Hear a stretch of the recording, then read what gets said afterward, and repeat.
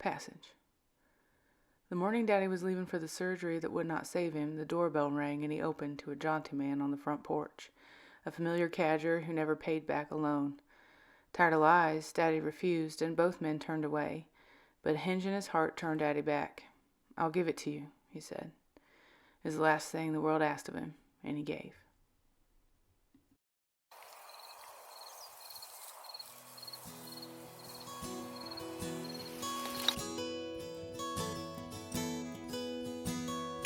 Hey y'all, and welcome back to another episode of Reading Royal, where we talk all things rural YA literature to the readers who read it, the teachers who teach it, and to the writers who write it.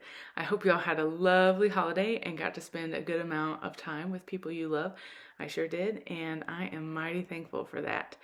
I'm also thankful that as I'm writing this loose script for the episode and now recording the episode, there is snow on the ground, y'all, and quite a bit of it actually. We have another winter weather advisory that will go in effect tomorrow too. So winter is here and I'm loving it. I mean, I don't really love the sub-zero temperatures because they mean I have to take shorter walks, but I still really like it.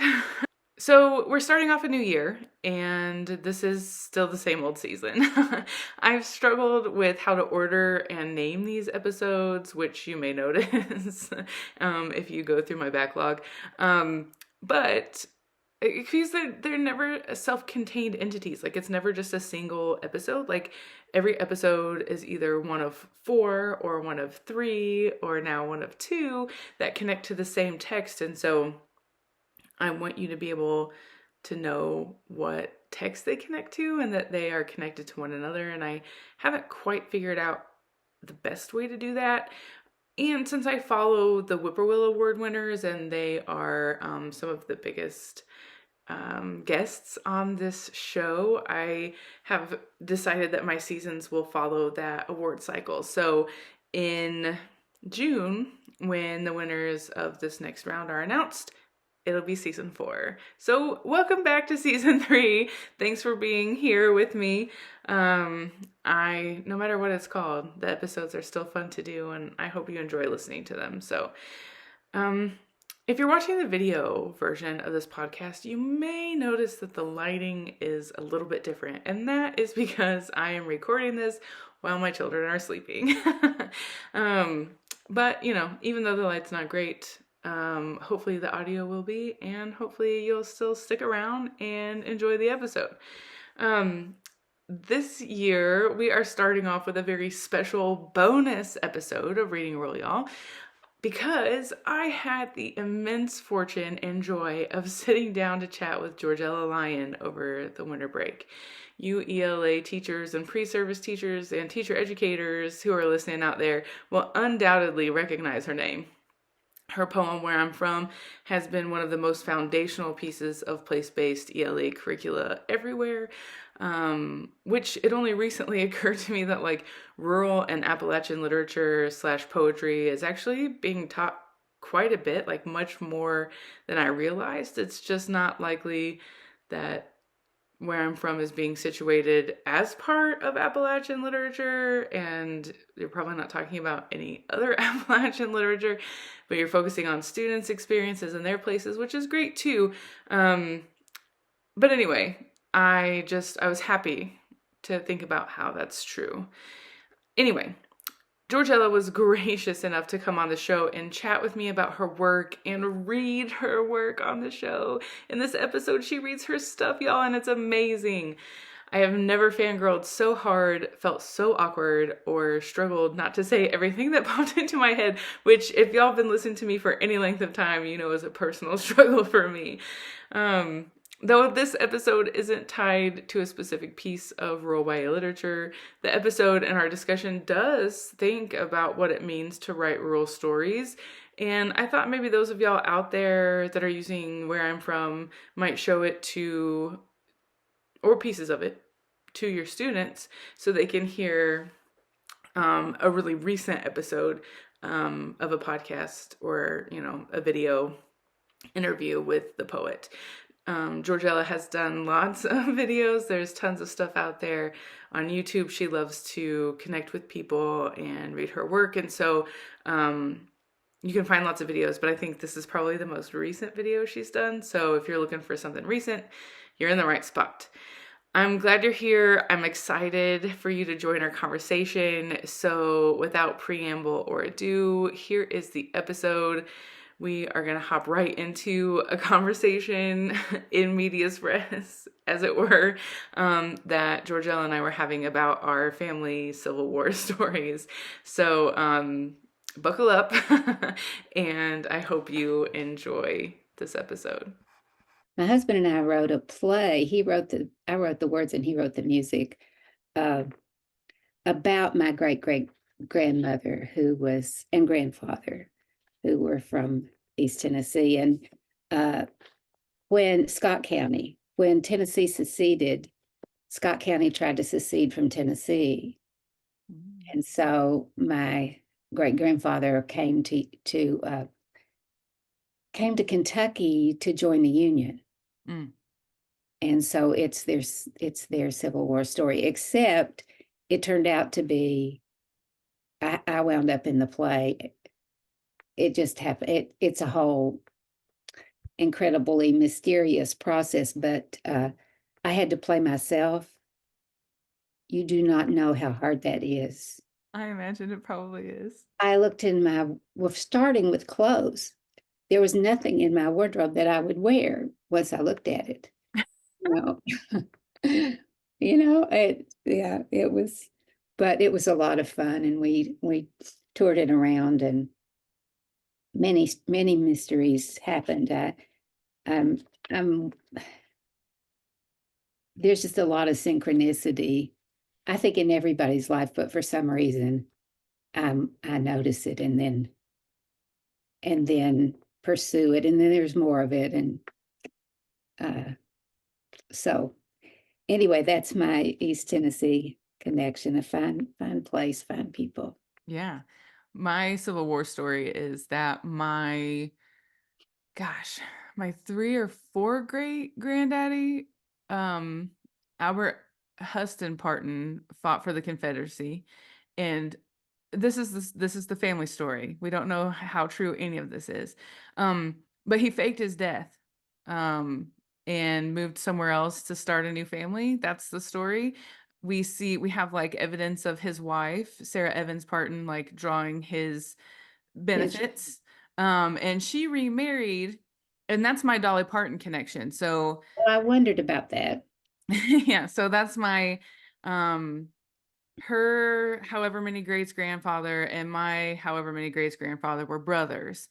But the mystery is that when my ancestor was born, my however many greats grandmother, Sarah Evans Parton, had already remarried somebody named Maple, but named the child Parton. So we have no idea Oh if gosh. we're actually like blood related or not. We have no idea if I'm related to a whole nother like section of people, because of, Albert's sort of running off or whatever. Like we have no idea what happened. So He is clever, you know that.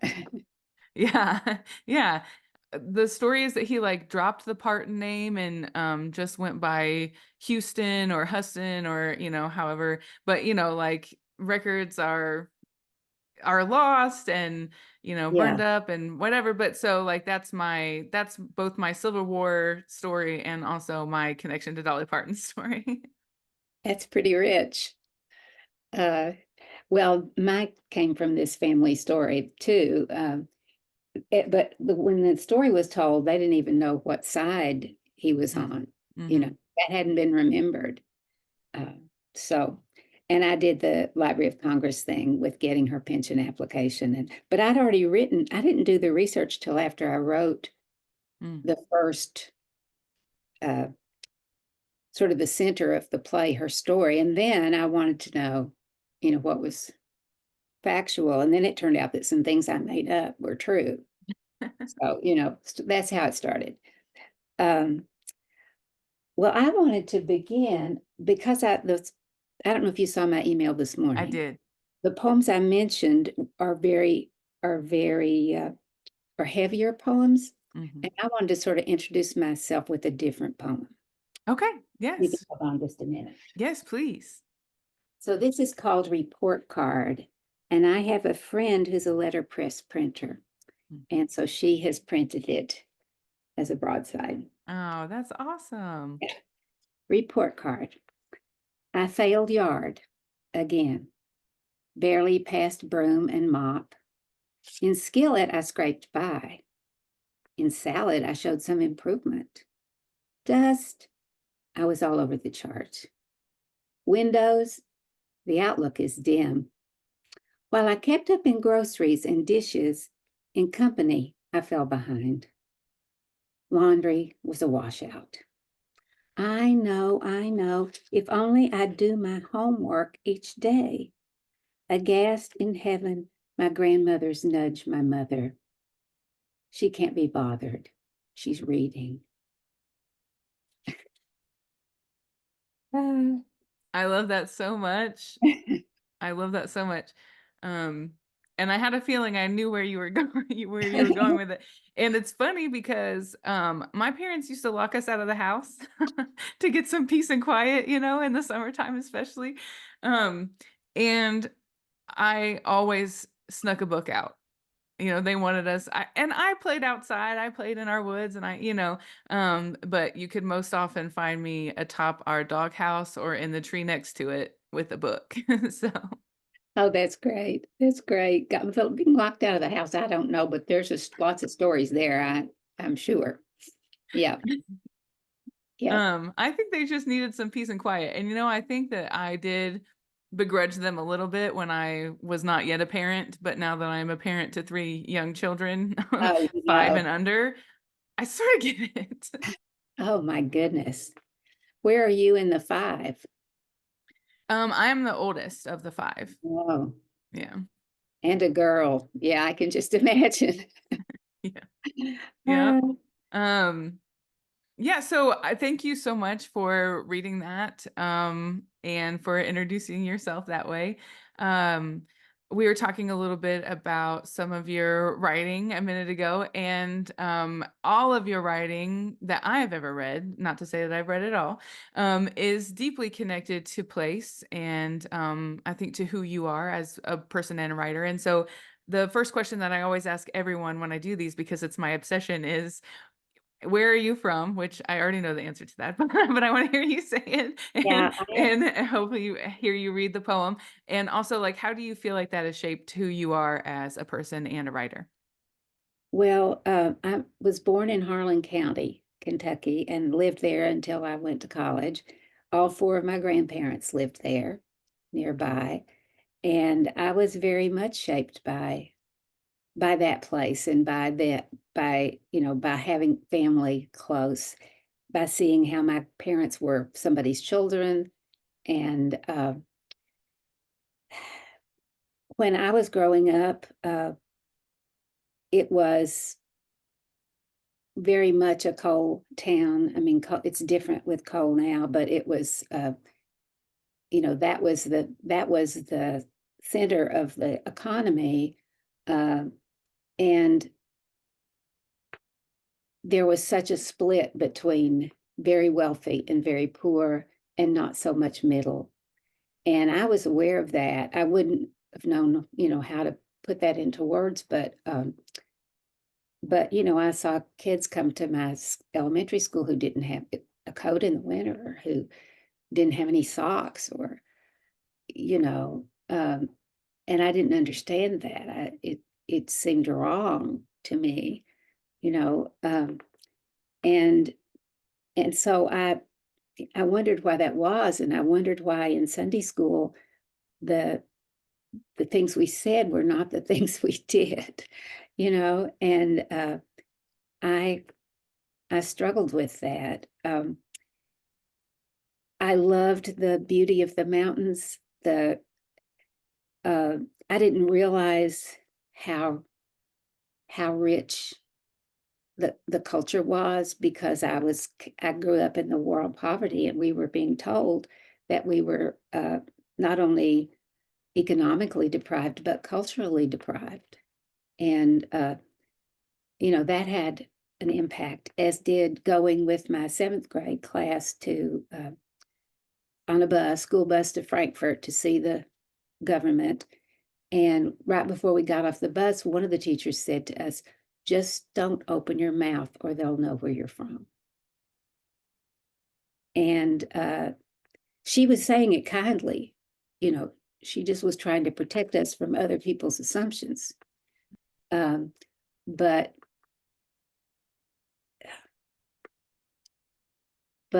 if you can't accept your voice, how do you speak? And I wrote an essay, I don't know if you've seen it, called Voice Place. It's in Bloodroot, edited by Joyce Dyer, Reflections on Place by Appalachian Women Writers. It's also been reprinted in a book called Talking Appalachia, edited by Amy Clark. But I thought I would read just a little bit here. In college, I wrote poetry primarily, and my subjects were medieval music, Dutch painters, and love. The language was that of a person born in a book and majoring in white, hetero, able-bodied, affluent men's studies. We call it English. But I kept a journal too, where I set down things that interested me. One was a sentence I'd seen printed in crayon on a young child's paper at Pine Mountain Settlement School. I hope how soon spring comes. I love the way the rising sap of spring hope itself lifted the words into a new order. Not standard, but rare. How I hope spring comes soon is tired by comparison. Another thing I took notes on was how my grandmother talked. I feel like a stewed witch, she'd say, or I ain't seen you in a month of Sundays. I wrote down names of relatives she remembered, Honey-Eaten Richard, Pie-Belly Miracle. I wrote down a story she told me, I wrote down a story she told me of old Aunt Martha Money, who could cure the summer complaint with red thread. I didn't put this into poems, I just collected it. Poems, as far as I knew, didn't have stuff like that in them. But I valued the live language and elemental nature of her stories. Let not thy left brain know what thy right brain is doing. And then at the end, you can't be a voice box for your own feelings and experiences, much less for those of your place, if you've accepted the teaching that your first speech was wrong.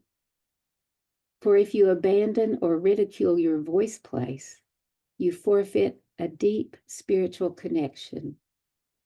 As Bobby Ann Mason said in a KET interview, I was not able to write stories until I got over being ashamed of how my people talked. How our people talked is the embrace of language that welcomed us into this world.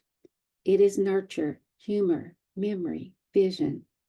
It is what we must get back to in order to know ourselves, the first voice that teaches us to speak.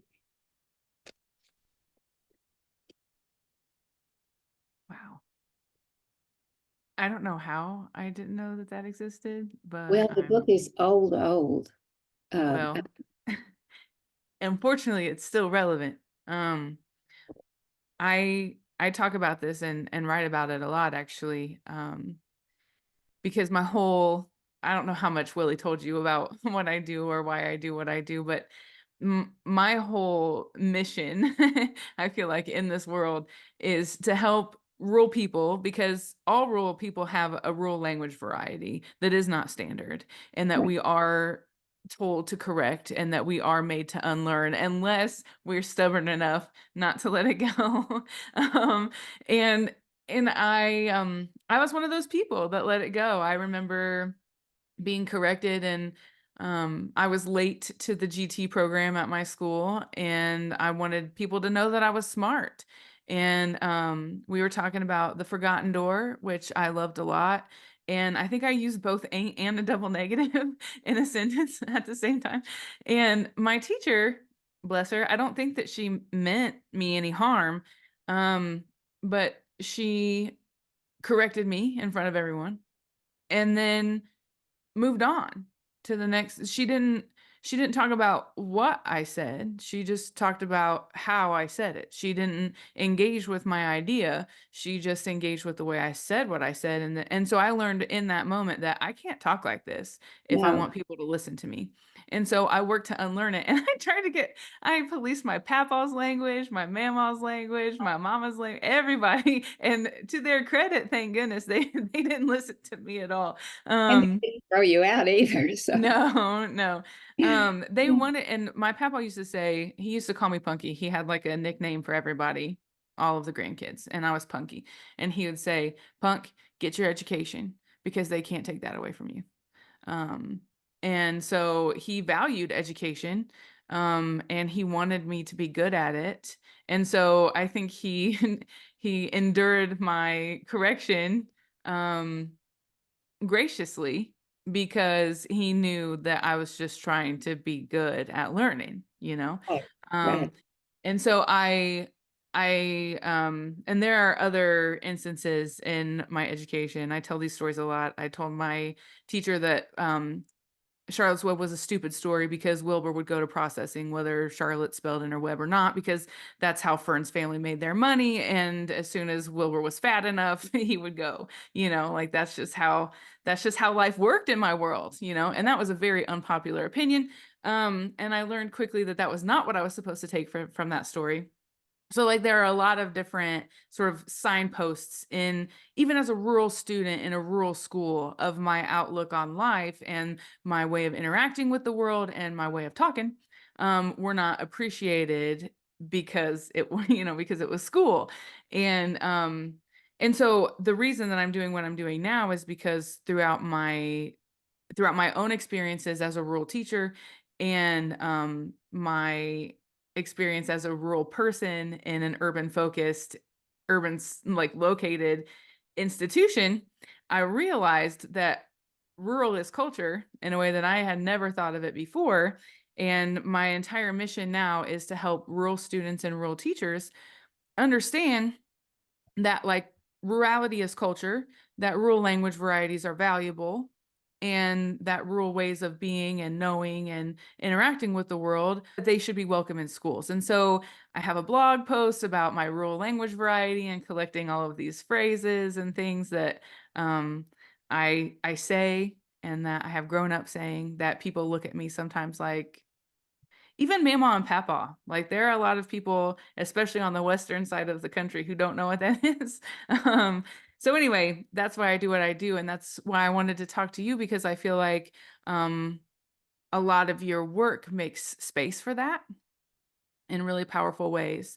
um, so I think I veered us off course, but I just wanted I just No, wanted I'm really glad to know that. And I don't know if you're familiar with the quotation, um, standard English is just a dialect with an army and a navy. right. I'm not sure who said that, but it's really helpful to me. Um, I did I got a grant years and years ago for something called the Grassroots Poetry Project, and so I went into, uh, I think it was 5 or 7 counties in Eastern Kentucky, and I did a program of mountain poetry, reading to them, and I gave them a teaching unit, uh, and then I located poets within each of those counties to go into the schools. But one of the teachers said, I can't use these poems. This is what we're working against, this voice, and um, I tried to make clear that we can, now they call it code switching. You know, we can know what to put on when it's needed and not lose the essential appreciation and love of how we talk. Mm-hmm. We don't have to secede from our roots. We just can branch in a different way when we need to. Yeah. And I wish I would have known that both as a student and a teacher. I don't think that I policed students' language nearly as much as what mine was, but I think I was trying to figure out how to teach students like you don't you don't have to give up. You don't have to give it up. You just add to it. You Right. add you figure out how to play the game so that you can access the power, but you also still get to be who you are, and you still get to talk to your family the way that you want to talk to them and the way that they talk to you. Um, and I really wish I would have known that because what I did was worked to just be somebody else, you know? Um, and so now I feel like it's harder to produce what I grew up talking like, more so than it should be. And I'm also trying to relearn it so that I can bring it into academia because I feel like it belongs there. Um, even if people like to say that it's not. I always say like, I can talk about really sophisticated thinking in really bad English. Like I can have really sophisticated thoughts and I can express those thoughts in my rural language variety. And that doesn't discount the thinking, like that doesn't change my intelligence. It doesn't mean anything different about my intellect or the way that I'm able to think about things and put things together. It just means that I'm able to talk about it in a way that you're not. Yeah, that you have more than one, that you have multiple strategies for how you speak and multiple origins of how you speak, and what you know, and you know things that other people don't know because of where you're from. And uh, yeah, you remember that there's that famous New Yorker cartoon of New York taking up most of the United States, and then there's just a little, the rest of the states are kind of crowded down at the bottom. Um, so Yeah, they also do funny things where they have like um international folks. Like I've seen one that's like a German fills out a US map, a blank US map, and it's just like maybe Ohio, maybe also Ohio, and then it's like New York is like all of New England, and then they've got Texas, and it's like most of the middle of the country. And I think that's really interesting because I think it's a really interesting like reflection on what gets taken up outside or even within the United States, like how big it's like a physical representation of like how big and how overpowering the cultures that exist in particular places of the US get taken up and made into like majoritarian culture, right? And so like that's always been really interesting to me. um but yeah, it's funny. I just think, even if most folks don't know um, about a certain place, like that doesn't mean it's any less valuable. And that kind of brings me to thinking about I was at NCTE recently, and I was in a roundtable session where the presenters were talking about place-based reading. And so of course I went to that one because that's like me and it's my obsession. And they were talking about using your Where I'm From poem, which I've heard a lot over my years as an ELA teacher, as a way of using place-based education, place-based curriculum. And then a couple of days ago, I was in an interview with Nora Shalloway Carpenter, who is also an Appalachian writer out of West Virginia, and Dr. Steve Bickmore, who has recently retired from University of Las Vegas, but he's pretty big in the YA world.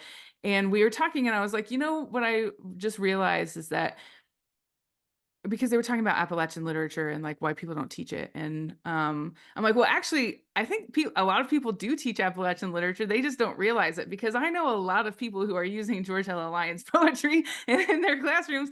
They just don't know that it's Appalachian literature, and they don't introduce it that way, and they don't like centralize it that way, and they don't talk about like Appalachian culture and connection to it. Like that's not the focus. The focus is allowing students to connect to their own place, which is really great.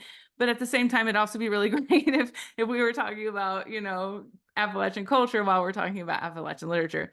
But anyway, so I guess the question in there is, what do you think is important about place-based? Because you're a teacher and a writer, and so what do you think is important, or like why we should be connecting our curriculum to students in our own places?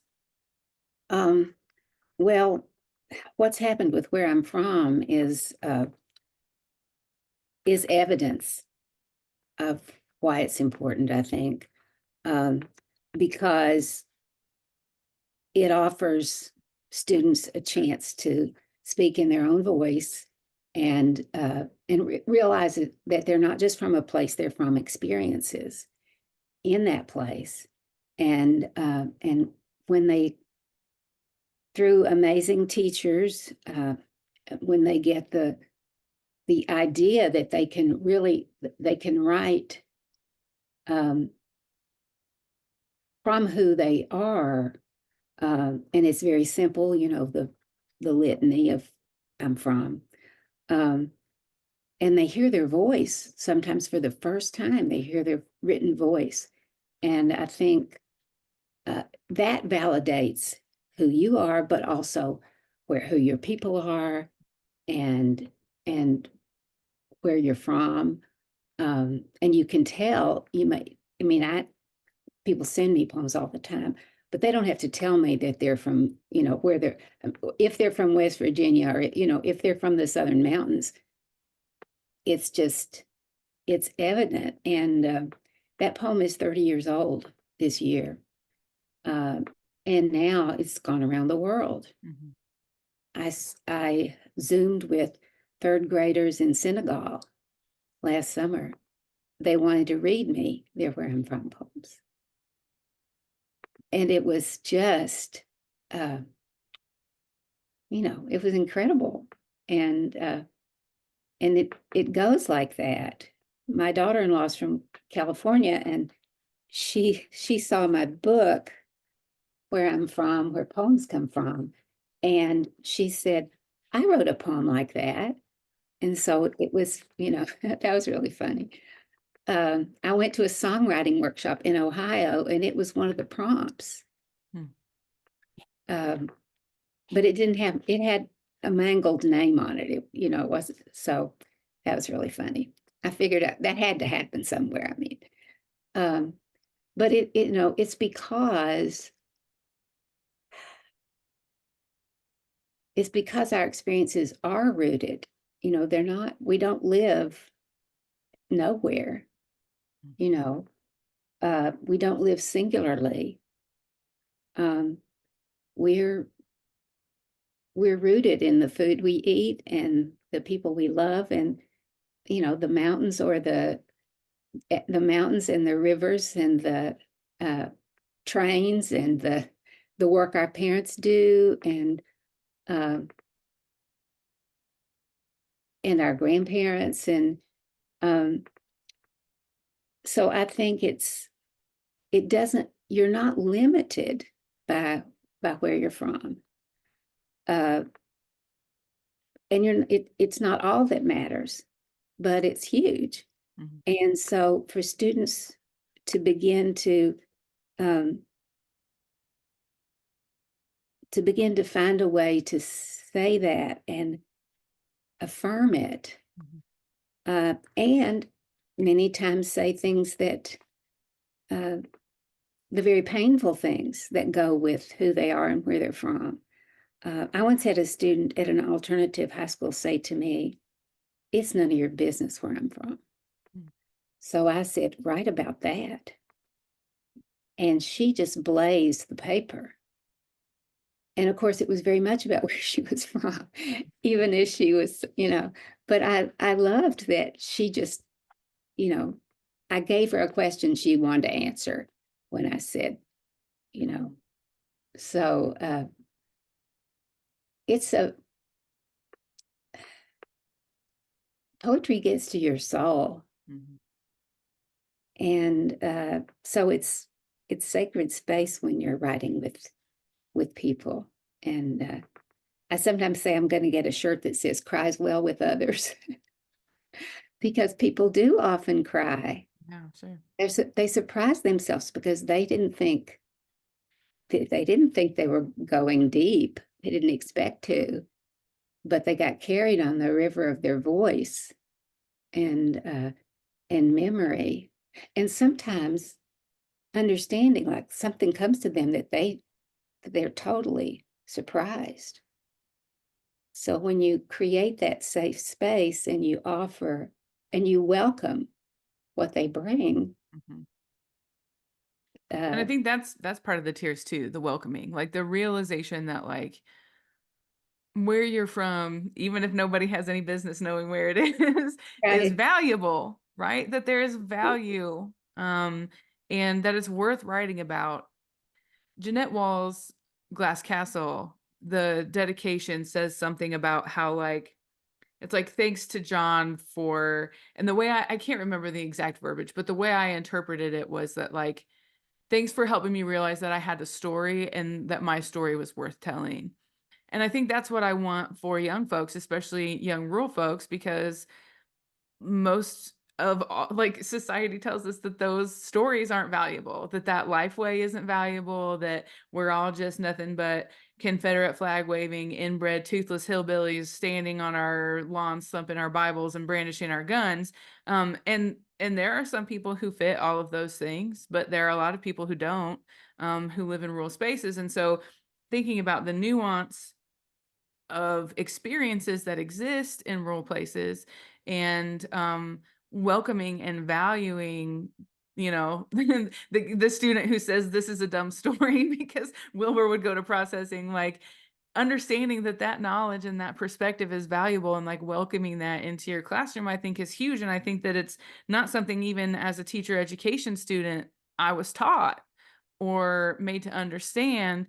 I had to come to it circuitously on my own through graduate school. And like not every teacher gets that opportunity. And so I think my mission is welcoming those stories. And this is why I have a writing contest called the Literacy in Place Rural Teen Writing Contest. And I invite teens from all over the US who identify rurally, and that can be whatever I say. I say I have a Forrest Gump definition of rural, and that is rural is as rural does. And so like if you identify as rural, then to me, then you're rural. Like it doesn't matter if your town was bigger than mine, because a lot of towns are. You know, it doesn't matter. Like I don't like the US Census definition that the rural is the not urban. Like I just, if you identify as rural, then to me that's you're rural. So anyway, I want rural teens to write their rural stories because first of all, I want them to know that they matter. And second of all, I want other people to read them.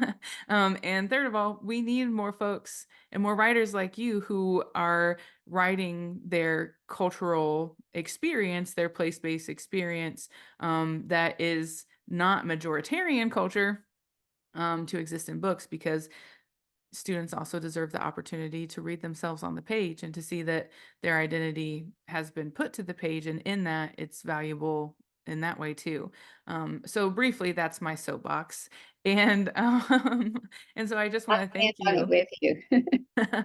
I want to thank you for your work, and I am just absolutely tickled to death that you were willing to talk with me about your work today. And I really wish that we have more time. I think I could probably push it like another 5 minutes or so, so that we can talk a little bit more. You've read a couple of things. We didn't get to talk about December or August 4th, which that's my Uncle Phil's birthday, by the way. Uh, Not of 1944. I think it was 1962 or 63. But anyway, August 4th, 1944. Did you want to read that poem and talk briefly sure. about it? Yes. Yeah. Um, this mini-storied house book grew out of teaching and this exercise that I made up with out of other people's exercises too, just putting different things together. But anyway, it involves um, drawing the floor plan of your house and putting a memory in each room, and then you write about one of them. So, and then I ask all these questions and you answer them. So this is one of mine. This is not the August 4th, but um, I have found in doing this that some people who who think they can't write when they draw, this is an amazing thing. And I learned that maybe I thought they never paid attention to anything, but in their drawing, they do. And then you can ask them questions. And so anyway, I didn't know, I can't remember where I found out the connection that's in this poem, but I know that I tried many times to write a poem about it, or write a poem from it, I should say. But not until I was writing this book with memories in different rooms did I find a way to do it. Excuse me.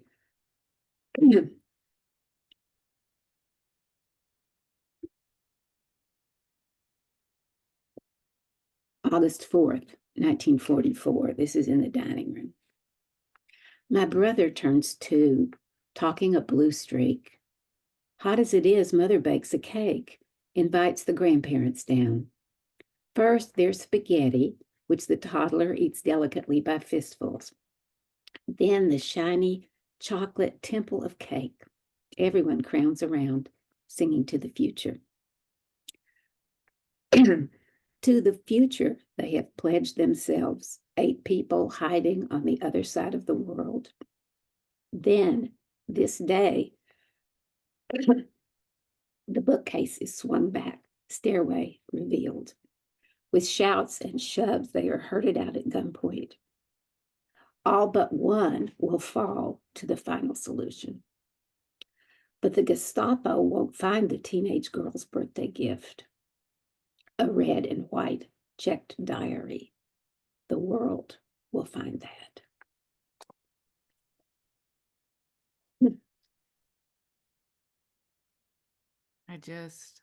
When I read that poem, the turn is so jolting in a way that I think is really effective, and was really, really impacted me as a reader. But I just thought it was brilliant in the way that it pulls all of the things that matter for place together. So people and culture and tradition and time. Like, I think that we don't think about time as a characteristic or a trait or like a defining aspect of place, but it is.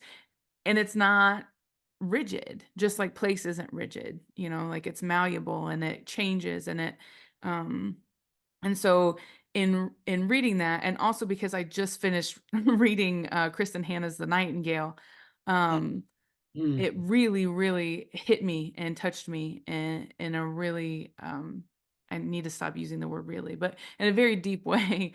And I think when we think about place and we think about place-based education and the fact that like some places seem farther away than what they actually are, and some time periods seem farther away than what they actually are.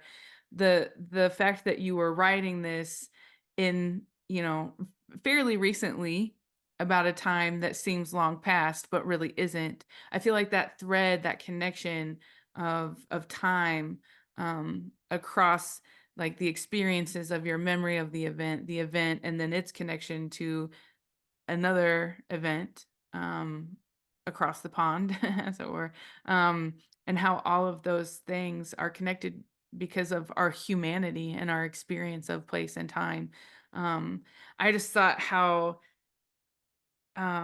all of that is wrapped up in such a little such a little package, but there's so much there to unpack, and so much there to connect to the experiences of our own time and place in terms of anti-intellectualism and bigotry. And anyway, there's no question in there. I just really loved it, and I was curious about how much, if that stuff is just like sort of inherent to you as a writer, if that's just something that flows out of you because of who you are as a person and the way that you think about things, or if that's something that you intentionally like think about or thought about, especially with that specific poem when you sat down to write it.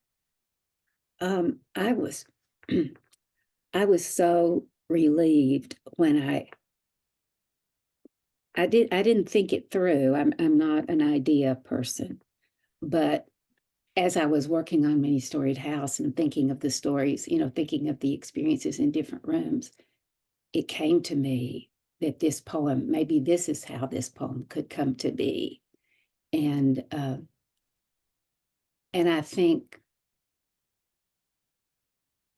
being able to, this was before I was born, but being able to be in that dining room and imagining everybody around the table and my brother in his high chair and you know the birthday parties for we had a birthday party for my granddaughter yesterday, and the whole, that's such a ritual.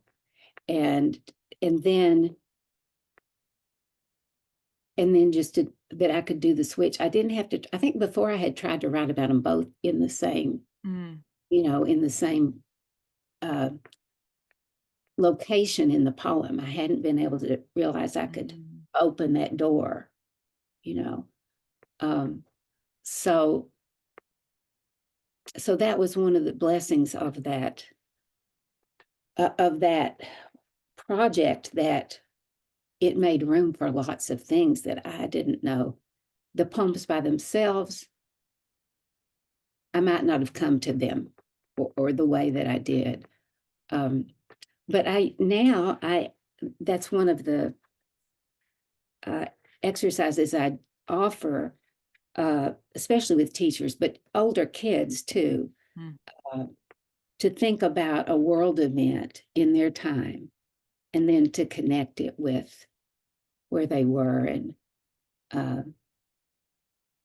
you know, and how the personal story and the family story, and then the story of your town, and then the story of your county and your state, and all of that just like we do that uh, culturally all the time. We say, where were you on 9/11? Where were Right. you when you heard the pandemic news? Those become uh, knots in the common thread. Mm. Bad metaphor, but anyway, we share those things, and so um, and sometimes people put it together that they never had, how it affected them.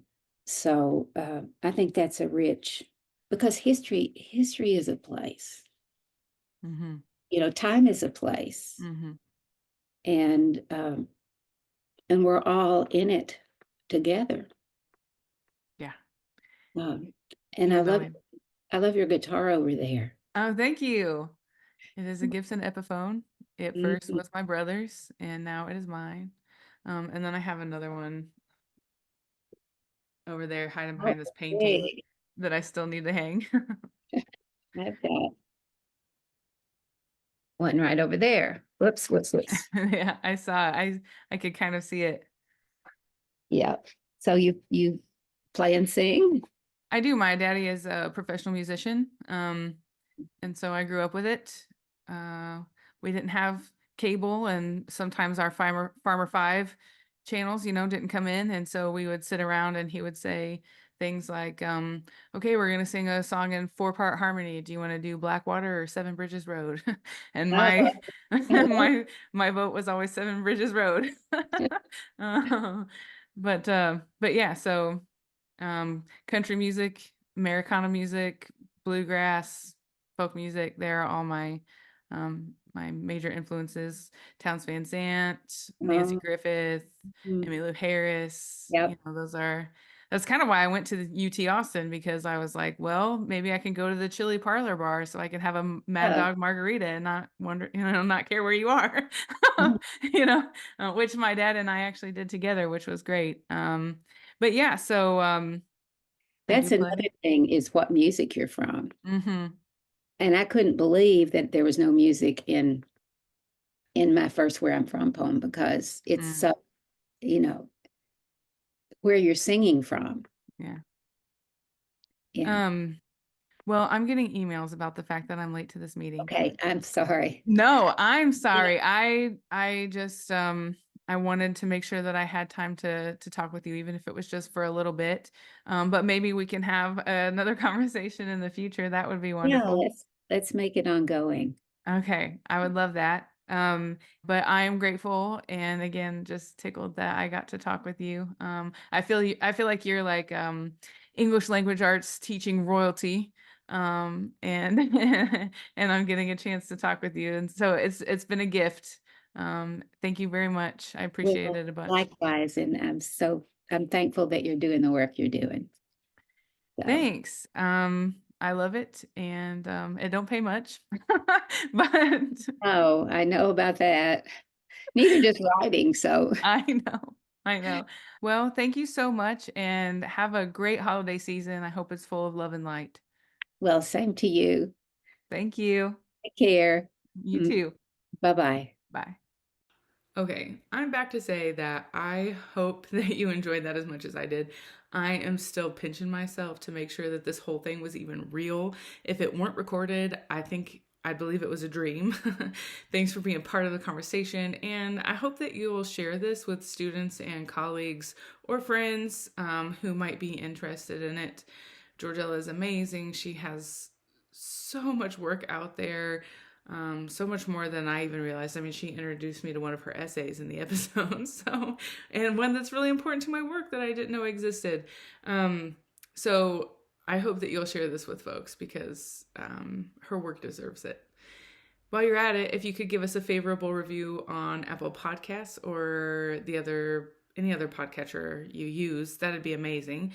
Apple seems to be the best at helping folks find us, but all reviews help. Rural ELA teacher educators out there using this as a teaching tool, maybe you could offer a review as a critical assignment for your students. Maybe.